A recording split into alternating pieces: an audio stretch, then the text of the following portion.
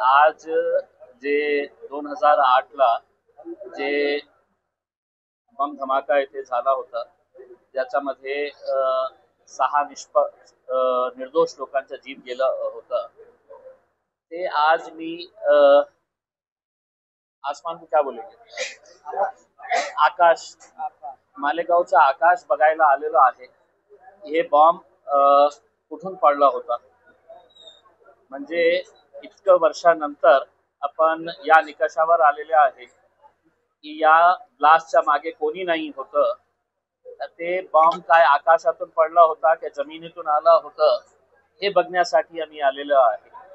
म्हणजे एका अर्थाने आपल्या इन्व्हेस्टिगेटिंग एजन्सीज असू द्या किंवा कोर्टाने जे निर्णय दिलेला आहे त्याच्यावर अनेक प्रश्नचिन्ह उपस्थित होत आहे की आपण जगामध्ये सगळ्यात चांगली इन्व्हेस्टिगेटिंग एजन्सीज कुठली आहे, तर आपली NIA कशासाठी स्थापित करण्यात आलं होतं, तर ते जे आतंकी घटना वारंवार देशामध्ये होत होती, तर त्याचा स्कोप इतका वाईड होता, म्हणून सरकारने नॅशनल इन्व्हेस्टिगेटिंग एजन्सी, आणि प्रामुख्याने त्यांचं काम एकच होतं की ज्या देशामध्ये आतंकी हमले होत होते त्याला शोधून काढण्यासाठी एक विशेष टीम तयार करण्यात आली होती. खूप चांगले ऑफिसर्स त्याच्यामध्ये इन्क्लूड करण्यात आले होते. आणि जेव्हा अशा प्रकारचे निकाल येतं तर याच्या बाबतीत ही शंका उपस्थित होतं की आपल्याला NIA ची गरज आहे का, की लोकल पोलिसांनी ते केलं असतं.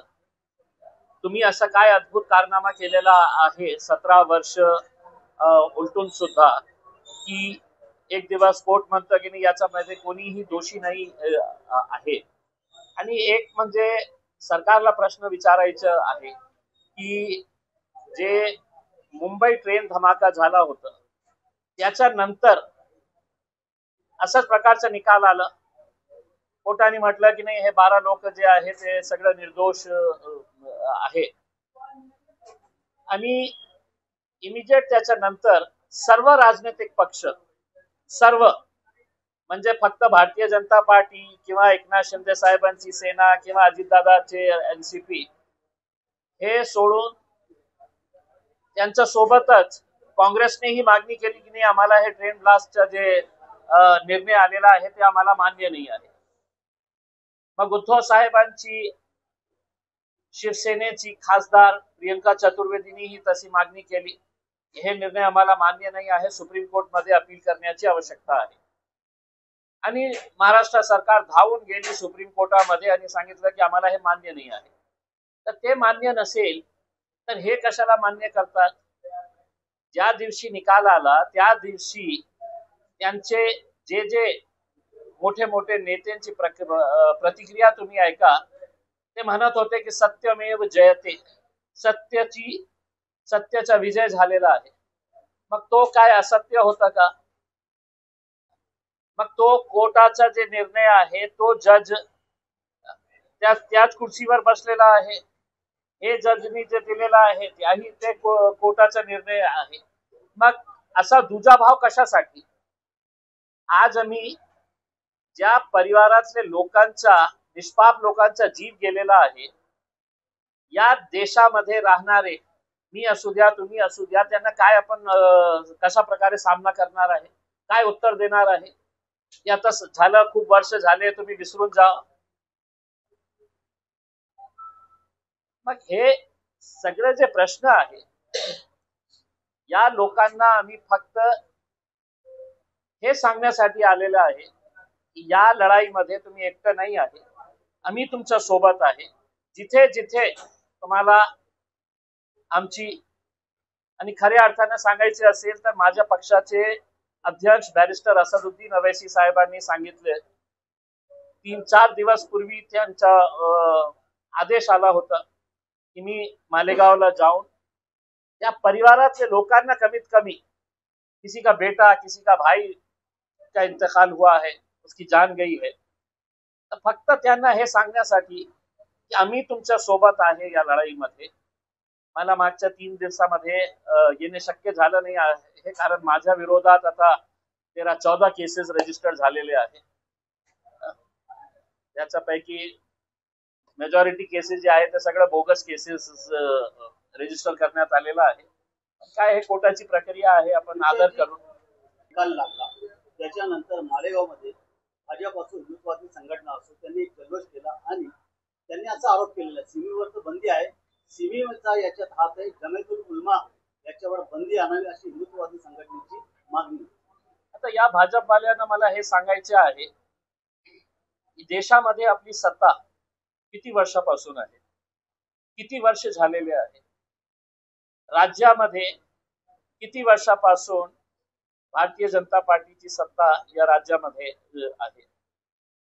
मग तुम्ही जेव्हा जल्लोष करत होते तर माणुसकीच्या दृष्टीने तुम्ही जेव्हा ट्रेन ब्लास्टचा निर्णय आला होता त्यावेळी सुद्धा तुम्ही जल्लोष करायला पाहिजे होतं. काय आहे की आम्ही कोणत्या एका जातीच्या धर्माचा चष्मा घालून आम्ही हे केसेसला बघत नाही. या देशामध्ये जोपर्यंत आतंकी घटना घडेल आणि त्याच्यामधून आपण रंग आणि राजनीती हे दोघं आपण आतंकी घटनामध्येही आपण बघणार असेल तर या देशामध्ये कधीही प्रामाणिक न्याय होणार नाही. आणि आतंकी घटना जे 2006 ला 2008 ला मालेगाव मध्ये घडलेली आहे तर तीच घटना 2025 मध्ये सुद्धा अशाच प्रकारची घटना घडलेली आहे. आणि त्याच्यामध्येही आपण रंग शोधत होते आणि राजनीती करत होते. पहलगामच्या संदर्भात मी आपल्याला बोलतो. तर याचा अंत कधीही होणार नाही आहे. आम्ही काय स्पष्टपणे सांगतो, कोणी मुस्लिम समाजाचा दोषी असेल, निष्पाप लोकांना मारलं असेल तर त्याच्यावर सक्त कारवाई करा तुम्ही. आम्ही त्याचं समर्थन करणार नाही. पण आपण फक्त जातीच्या आधारावर अशा प्रकारचे निर्णय आल्यानंतर त्याच्यामध्येही आपण रंग शोधत असणार तर या देशासाठी खूप भयानक परिस्थिती. हमारे अल्लाह उन्हें सबसे ज्यादा अच्छा रंग अगर कोई नजर आता था तो वो हरा रंग था. इसीलिए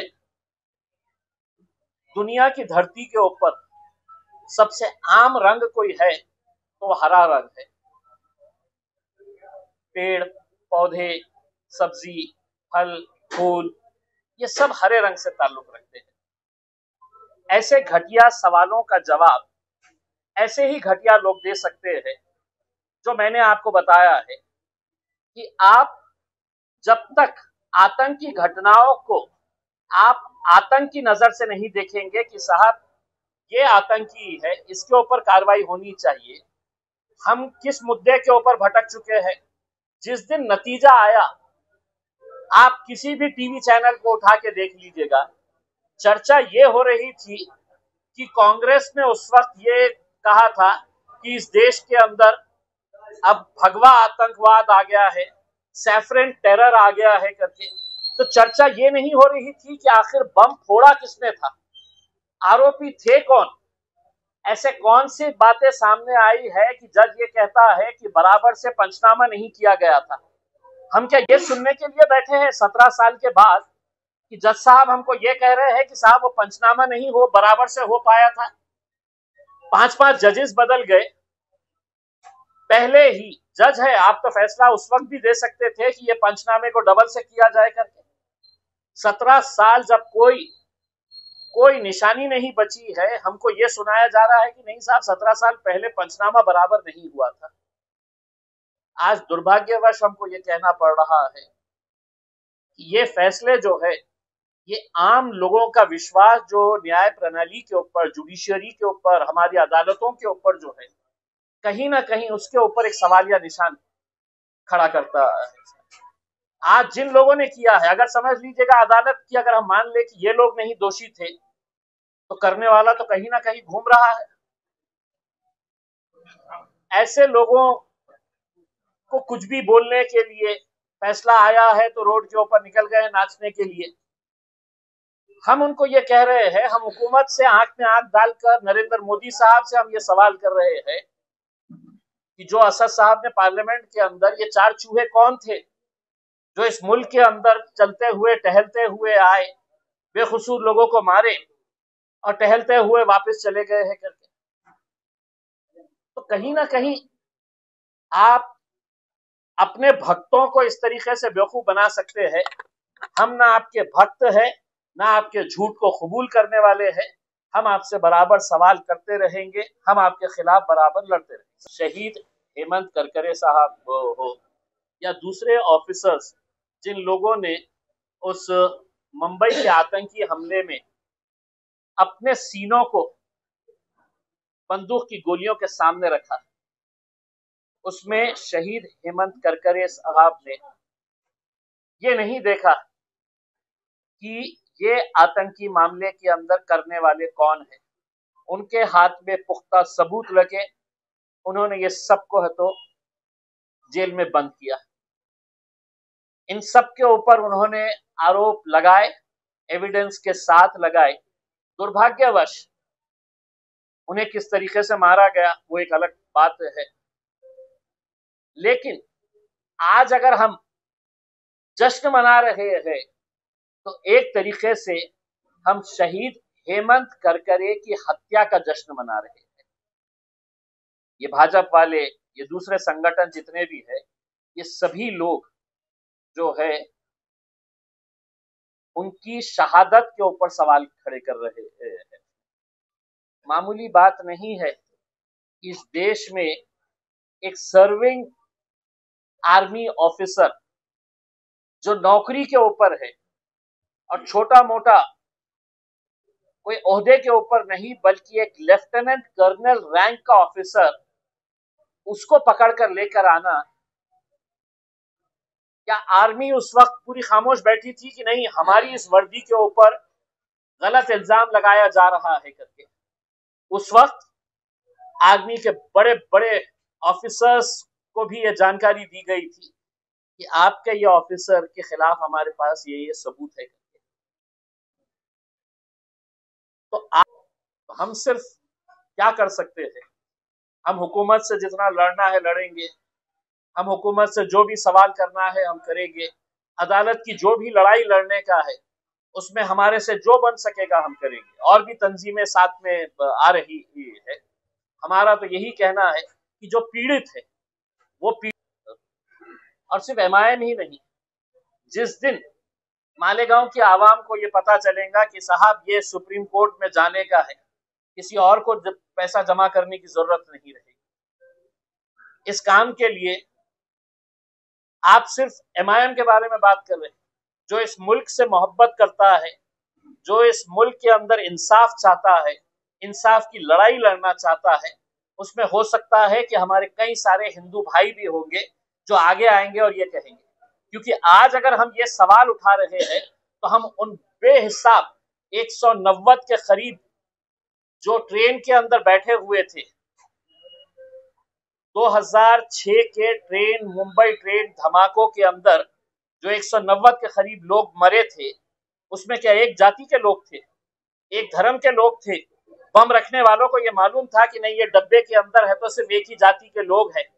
उन्होंने जब बम रखा तो उनको ये मालूम था कि इस ट्रेन के अंदर सफर करने वाला हिंदू भी है, मुसलमान भी है, सिख भी है, पारसी भी है, सिंधी भी है, जैन भी है। तो मरने वाले वो लोगों को हम क्या जवाब दे रहे हैं?